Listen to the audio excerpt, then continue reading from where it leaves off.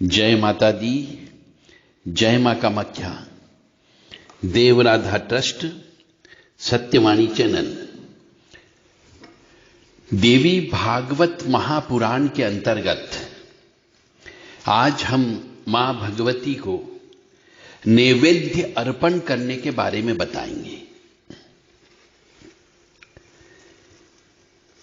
मां भगवती जगत जननी आद्य शक्ति भवानी, अल्हादिनी शक्ति, कष्ट निवारिणी, दुख निवारिणी, महिषासुरमर्दिनी, चंड मुंड नाशिनी, सिंहवाहिनी, क्लेश नाशिनी, पाप नाशिनी, दुरितापहारिणी, शत्रु संग विदारिणी।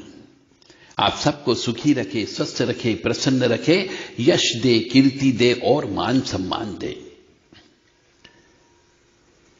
काली काली महाकाली, काली के पापनाशिनी, खड़ग हस्ते मुंड हस्ते, काली काली नमस्तुते।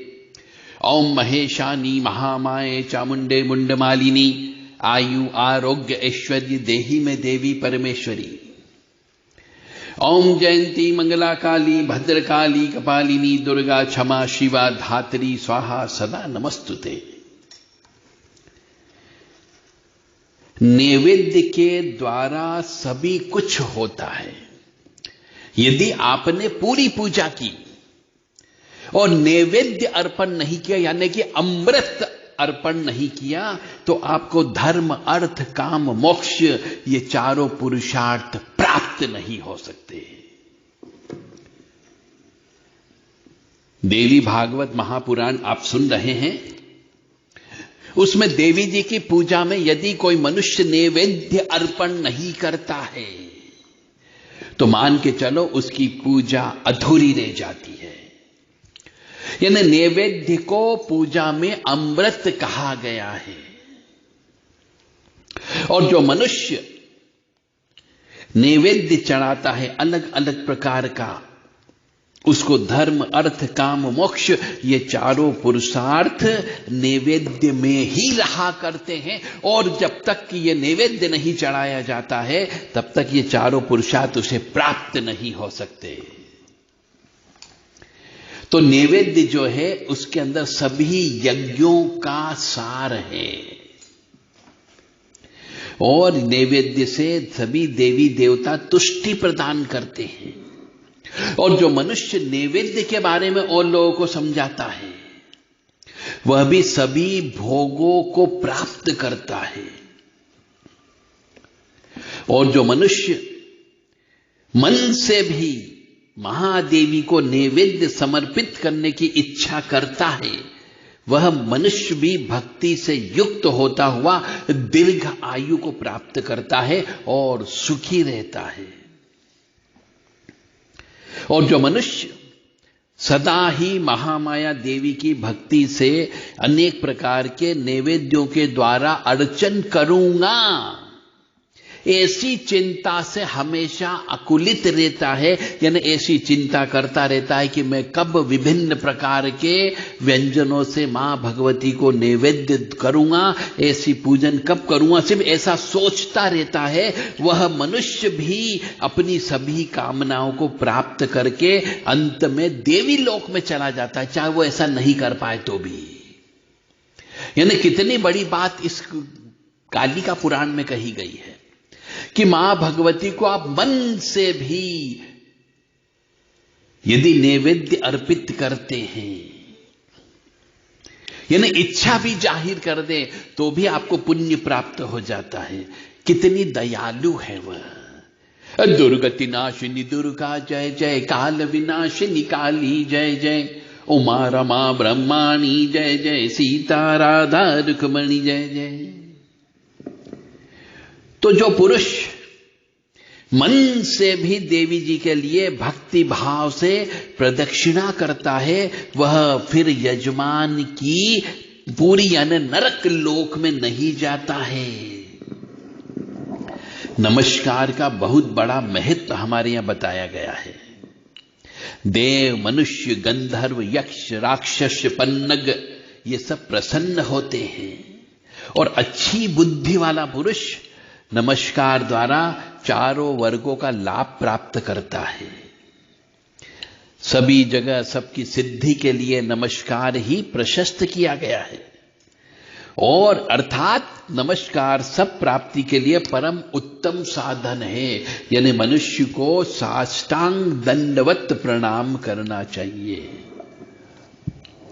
नमस्कार करने से आयु में वृद्धि होती है और नमन करने से मानव दीर्घ आयु वाला होता है और नमस्कार से अविच्छिन्न संतति का लाभ प्राप्त किया करता है, जो कि संततियों का क्रम कभी टूटता नहीं है।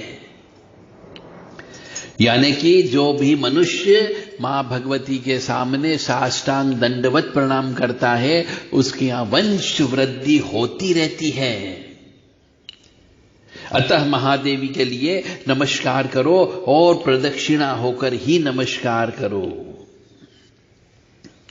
इसका तात्पर्य है कि देवों को दक्षिण भाग में स्थित करके ही नमस्कार करना चाहिए। यानी कि उल्टी परिक्रमा नहीं करनी चाहिए, सीधी परिक्रमा करनी चाहिए और निरंतर नैवेद्य देते रहना चाहिए। यह कहा करता है और बार बार बोलता है, वह मनुष्य भी अपने समस्त मनोरथों को प्राप्त किया करता है। मां भगवती की जब भी पूजा करें तो पूरी 16 उपचार पूजा करना चाहिए। 16 उपचार से अभ्यर्चन करना चाहिए, तो मां भगवती बहुत प्रसन्न होती है। 16 उपचार के बारे में पहले हम आपको बता चुके हैं कि 16 उपचार में किन किन चीजों को शामिल किया जाता है।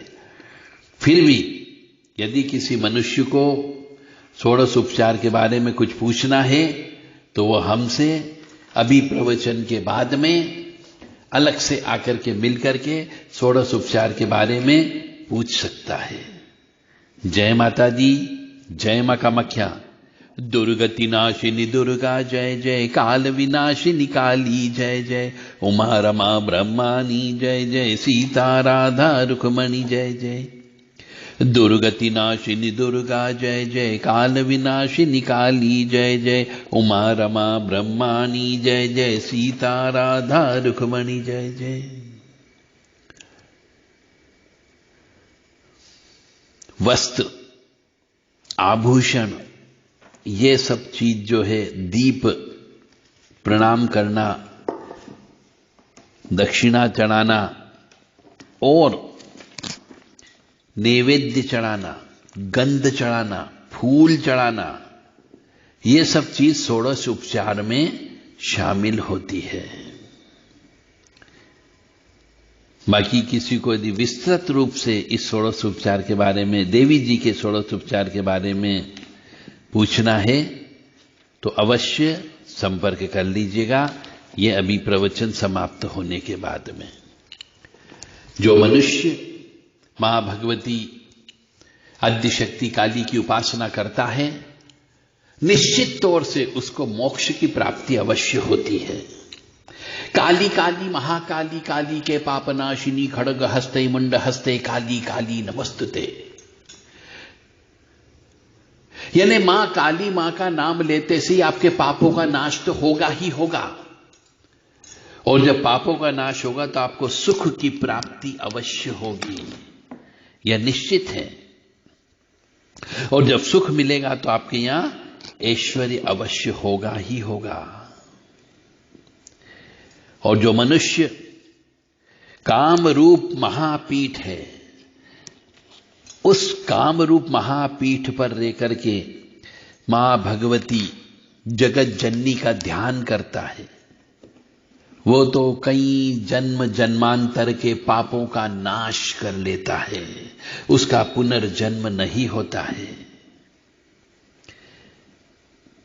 त्रिम त्रिम त्रिम होम होम स्त्रीम स्त्रीम कामाख्याय प्रसीद प्रसीद, त्रिम त्रिम त्रिम होम होम स्त्रीम स्त्रीम, ये मां भगवती कामाख्या मां का मंत्र है, बीज मंत्र है,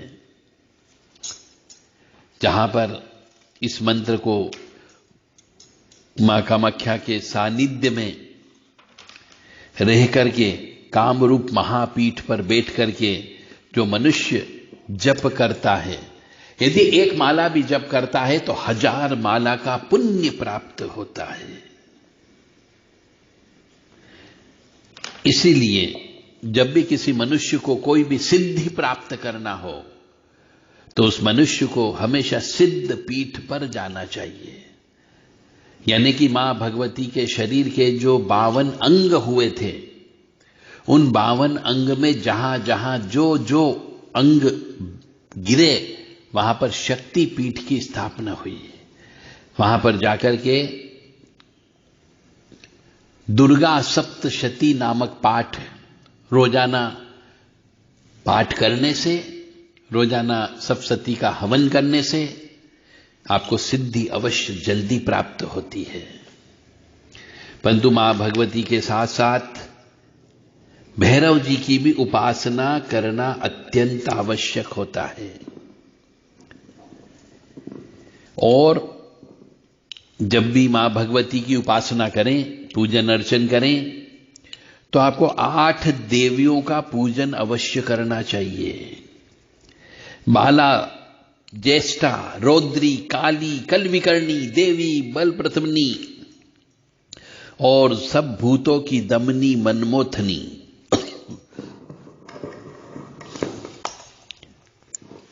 इस प्रकार मां भगवती की स्तुति करना चाहिए, प्रार्थना करना चाहिए और उनका पूजन अर्चन करना चाहिए। जय माता दी।